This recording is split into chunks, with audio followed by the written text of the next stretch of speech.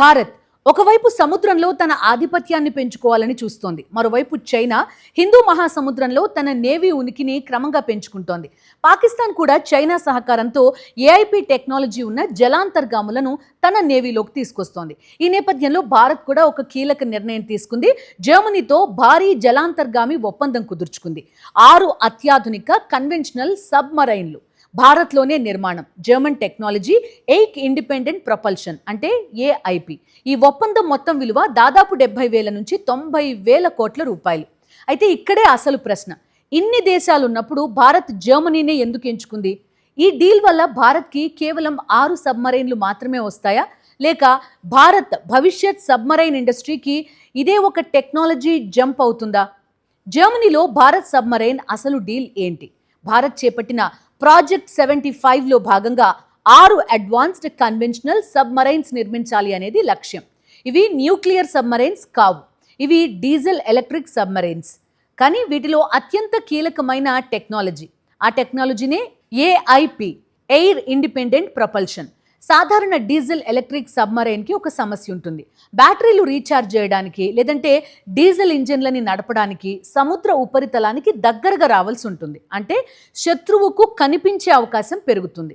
అదే ఈ AIP technology కనుక ఉంటే సబ్మరైన్ ఎక్కువ కాలం నీటి అడుగునే ఉండగలదు.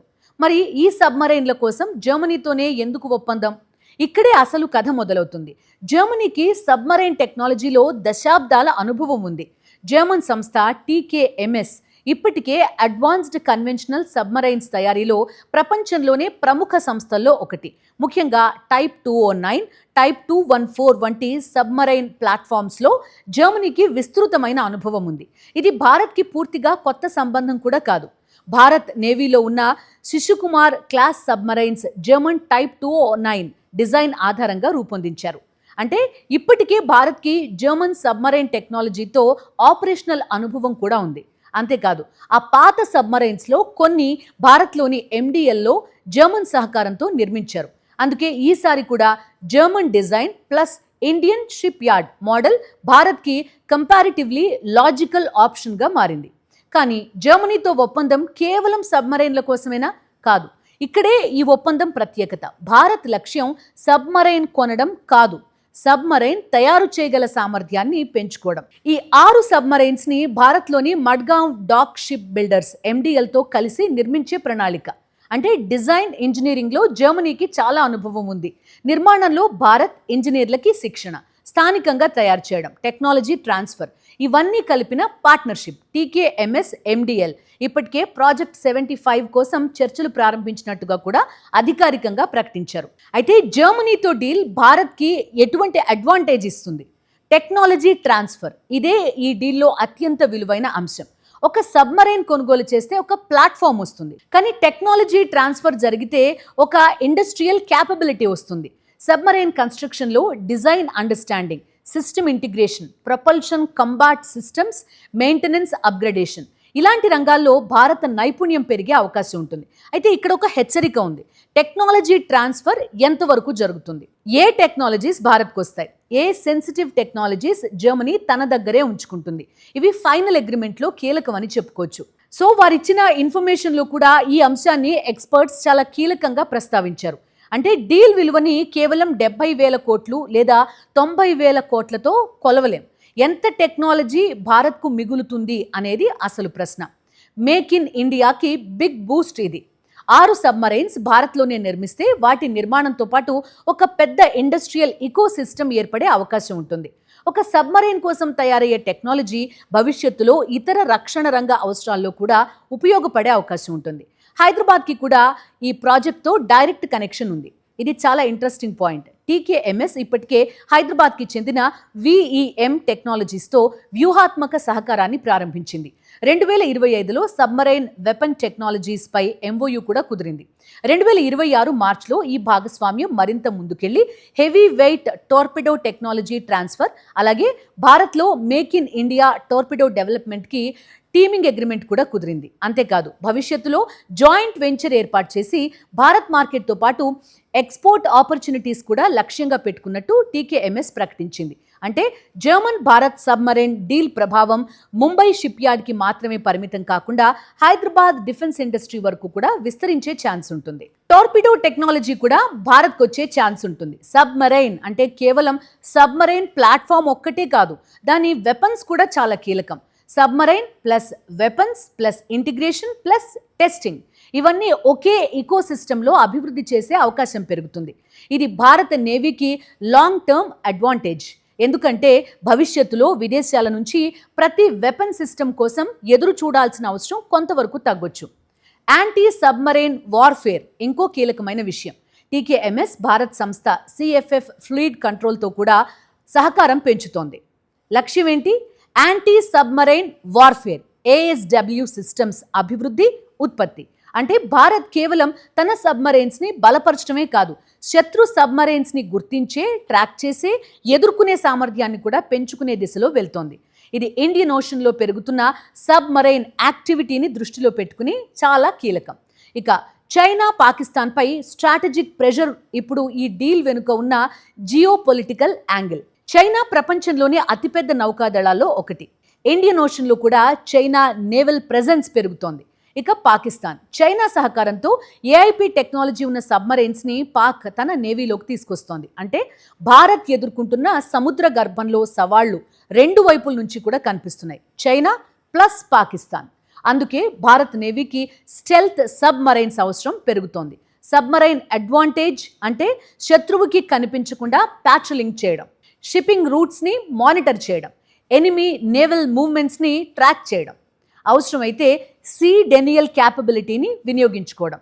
అందుకే ఈ సబ్మరైన్స్ డిటరెన్స్ క్యాపబిలిటీని పెంచగలవు. ఇండియన్ సీలేన్స్కి ప్రొటెక్షన్ కూడా ఇస్తుంది. భారత్కి సముద్రం అంటే కేవలం డిఫెన్స్ కాదు, ఎకానమీ కూడా. భారత్ భారీ స్థాయిలో తన ఇంటర్నేషనల్ ట్రేడ్ని సముద్ర మార్గాల ద్వారా నిర్వహిస్తోంది. ఇండియన్ ఓషన్లో strait of Hormuz, Bab el Mandeb, Malacca strait, ఇటువంటి స్ట్రాటజిక్ చోక్ పాయింట్స్ చాలా ఉన్నాయి. ఈ మార్గాల్లో కనుక అంతరాయం ఏర్పడితే fuel supplies, imports, exports, shipping, దేశ ఆర్థిక వ్యవస్థ వీటన్నింటిపైన భారీ ప్రభావం పడొచ్చు. అందుకే సబ్మరైన్ ఫ్లీట్ని బలోపేతం చేయడం అంటే ఇండియాస్ మ్యారిటైమ్ ఎకానమీని కూడా ప్రొటెక్ట్ చేసుకోవడం. రష్యాపై ఆధారపడడాన్ని తగ్గించే మరో అడుగుగా కూడా దీన్ని భావించాల్సి ఉంటుంది. స్వాతంత్ర్యం తర్వాత భారత రక్షణ రంగంలో రష్యా మనకి చాలా కీలక భాగస్వామి. ఇప్పటికీ భారత సైనిక్ ఇన్వెంటరీలో రష్యన్ ఆరిజిన్ ప్లాట్ఫామ్స్ పెద్ద పాత్ర పోషిస్తున్నాయి. కానీ భారత్ గత దశాబ్దంలో డిఫెన్స్ పార్ట్నర్షిప్ని డైవర్సిఫై చేస్తోంది. ఫ్రాన్స్, ఇజ్రాయెల్, యునైటెడ్ స్టేట్స్, ఇప్పుడు జర్మనీ. అంటే ఒకే దేశంపై ఎక్కువగా ఆధారపడకుండా డిఫెన్స్ ఈకోసిస్టమ్ని డైవర్సిఫై చేయడం. అయితే ఈ ఒప్పందంతో రష్యాని సైడ్ లైన్ చేసింది అనడానికి ఏమాత్రం వీల్లేదు. భారత్ ఇప్పటికీ రష్యాతో రక్షణ సహకారం కంటిన్యూ చేస్తోంది. అందుకే ఎక్స్పర్ట్స్ దీన్ని రీప్లేస్మెంట్ కాదు, స్ట్రాటజిక్ డైవర్సిఫికేషన్గా చూస్తున్నారు. మరి జర్మనీకి భారత్ ఎందుకు పార్ట్నర్గా మారుతోంది? ఇందులో జర్మనీకి ఉన్న అడ్వాంటేజ్ ఏంటి? ఇది కేవలం వన్ వే డీల్ కాదు. భారత్కి ప్రయోజనాలు ఉన్నట్టే జర్మనీకి కూడా భారీ స్ట్రాటజిక్ అడ్వాంటేజెస్ ఇందులో ఉన్నాయి. జర్మనీకి ఇండో పాసిఫిక్లో తన ప్రెజెన్స్ పెంచుకోవాలనే ఆసక్తి పెరుగుతోంది. భారత్ వంటి పెద్ద రీజనల్ పవర్తో డిఫెన్స్ కోఆపరేషన్ పెంచడం ద్వారా Indian Ocean security, freedom of navigation, secure sea lanes, rules based international order వంటి అంశాల్లో జర్మనీ తన పాత్రని పెంచుకోవచ్చు. 2026 జనవరిలో జర్మన్ ఛాన్సలర్ ఫ్రెడరిక్ మెర్జ్ కూడా భారత పర్యటన టైంలో బైలాటరల్ స్ట్రాటజిక్ రిలేషన్షిప్కి జర్మనీ ఇస్తున్న ప్రాధాన్యతను చూపించారు. మరి భారత్ జర్మనీనే ఎంచుకోవడానికి రీజన్ ఏంటి? India's existing German connection. ఇది జీరో నుంచి మొదలయ్యే పార్ట్నర్షిప్ కాదు. భారత్ ఇప్పటికే జర్మన్ డిజైన్డ్ టైప్ 209 సబ్మరైన్స్ని ఆపరేట్ చేసింది. MDL గతంలో కూడా జర్మన్ కొలాబరేషన్తో సబ్మరైన్స్ నిర్మించింది. అంటే training, maintenance, operational familiarity, infrastructure, ఇలాంటి విషయాల్లో ఒక బేస్ ఆల్రెడీ రెండు దేశాల మధ్య ఉంది. అందుకే కొత్త జనరేషన్ సబ్మరైన్ ప్రోగ్రాంలో ఈ రిలేషన్షిప్ని మరో స్థాయికి తీసుకెళ్లడం స్ట్రాటజిక్ అడ్వాంటేజ్ కావచ్చు. ఈ డీల్ అంతా వినడానికి చాలా బాగా అనిపిస్తుంది కదా, కానీ భారత్కి 6 సబ్మరైన్స్ వస్తేనే సమస్య మొత్తం పరిష్కారం అవుతుందా? కాదు. భారత్ సబ్మరైన్ ఫ్లీట్పై ఏజింగ్ ప్రెషర్ ఉంది. ఇప్పటికే ఎగ్జిస్టింగ్ కన్వెన్షనల్ సబ్మరైన్స్ చాలా పాతవి. అందుకే ప్రాజెక్ట్ 75/1 ఒక బ్రిడ్జ్ క్యాపబిలిటీ లాంటిది. ఇదే సమయంలో భారత్ భవిష్యత్తులో మరింత ఇండిజినస్ సబ్మరైన్ డిజైన్ క్యాపబిలిటీ వైపు కూడా వెళ్లాల్సి ఉంటుంది. ప్రాజెక్ట్ 76 వంటి ఇండిజినస్ డెవలప్మెంట్ ప్రోగ్రామ్స్ ఆ దిశలో చాలా కీలకం. ఇక 2026లో వచ్చిన కొన్ని నివేదికల ప్రకారం ప్రాజెక్ట్ 75-1లోని 6 సబ్మరైన్స్ తర్వాత మరో 3 కన్వెన్షనల్ సబ్మరైన్స్ని కూడా తీసుకునే అవకాశాన్ని భారత్ పరిశీలిస్తోంది. అయితే ఇది బ్రాడర్ ప్లానింగ్గా చూడాలి. Final configuration and contract details మారే ఛాన్స్ కూడా ఉంటుంది. అయితే అసలు గేమ్ ఏంటి? 6 సబ్మరైన్స్ కాదు, ఇండస్ట్రియల్ క్యాపబిలిటీ. ఇక్కడే ఈ మొత్తం డీల్లో అత్యంత ముఖ్యమైన పాయింట్. ఒకవేళ ఈ 6 సబ్మరైన్స్ భారత్లో నిర్మించబడ్డాయి అనుకుందాం. భారత్ ఇంజనీర్స్ ట్రైన్ అవుతారు, ఇండియన్ సప్లయర్ డెవలప్ అవుతారు, అదేవిధంగా టార్పీడో టెక్నాలజీ లోకలైజ్ అవుతుంది, ఏఎస్డబ్ల్యూ సిస్టమ్స్ డెవలప్ అవుతాయి, మెయింటెనెన్స్ అలాగే అప్గ్రేడ్స్ భారత్లోనే జరుగుతాయి. అప్పుడు భారత్ కేవలం సబ్మరైన్స్ కొనలేదు, ఒక కొత్త అండర్ వాటర్ డిఫెన్స్ ఈకోసిస్టమ్ నిర్మించుకున్నట్టు అవుతుంది. ఇదే అసలు స్ట్రాటజిక్ పే ఆఫ్. టీకేఎంఎస్ కూడా భారతదేశాన్ని భవిష్యత్తులో సబ్మరైన్ టెక్నాలజీ అండ్ మ్యానుఫ్యాక్చరింగ్ హబ్గా అభివృద్ధి చేయగల సామర్థ్యం ఉంది అని కూడా పేర్కొంది. అయితే ఈ ఒప్పందంతో ప్రమాదాలు కూడా ఉంటాయి. అవేంటో కూడా చూద్దాం. ఇంత పెద్ద డిఫెన్స్ డీల్కి ఛాలెంజెస్ ఏంటి? మొదటిది, టెక్నాలజీ ట్రాన్స్ఫర్ ఎంతవరకు జరుగుతుంది. రెండోది, కాస్ట్ ఎస్కలేషన్. ఇక మూడోది, డెలివరీ టైమ్ లైన్స్. నాలుగోది, లోకల్ మ్యానుఫ్యాక్చరింగ్లో ఎంత పర్సంటేజ్ నిజంగా ఉంటుంది. ఐదోది, ఇండియా ఫ్యూచర్ అప్గ్రేడ్స్ కోసం మళ్ళీ ఫారిన్ సప్లయర్స్ పైన ఎంతవరకు ఆధారపడాల్సి వస్తుంది. సో ఇవన్నీ కూడా ఫైనల్ కాంట్రాక్ట్లో స్పష్టంగా ఉండాలి. అంతేకాదు, ఇండియన్ ఓషన్లో సబ్మరైన్స్ సంఖ్య పెరుగుతున్న కొద్దీ ప్యాట్రోలింగ్ పెరుగుతుంది, క్లోజ్ ఎన్కౌంటర్స్ పెరుగుతాయి, మిస్కాలిక్యులేషన్ రిస్క్ కూడా పెరిగే ఛాన్స్ ఉంటుంది. అంటే డిటరెన్స్ కోసం నిర్మించిన కేపబిలిటీ తప్పుగా మేనేజ్ చేసే ఎస్కలేషన్స్కి కూడా దారితీయొచ్చు. సో ఓవరాల్గా ఇప్పటి వరకు ఉన్న సమాచారంలో స్ట్రాటజిక్ రిస్క్ని కూడా ప్రత్యేకంగా ప్రస్తావించారు. అందుకే జర్మనీతో భారత్ చేసుకుంటున్న సబ్మరైన్ డీల్ని కేవలం ఒక డిఫెన్స్ పర్చేస్గా చూడకూడదు.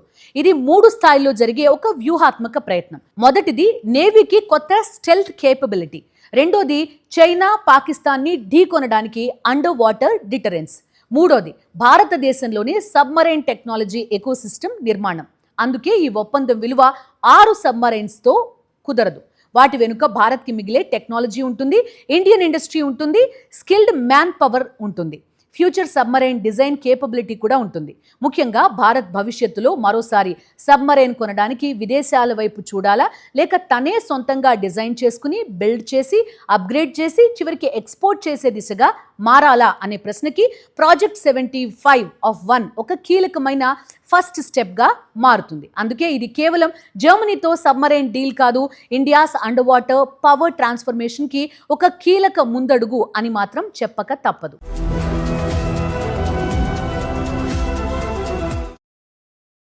మరిన్ని అప్డేట్స్ కోసం ఛానల్ను సబ్స్క్రైబ్ చేయండి. నోటిఫికేషన్స్ కోసం బెల్ ఐకాన్ పై క్లిక్ చేయండి.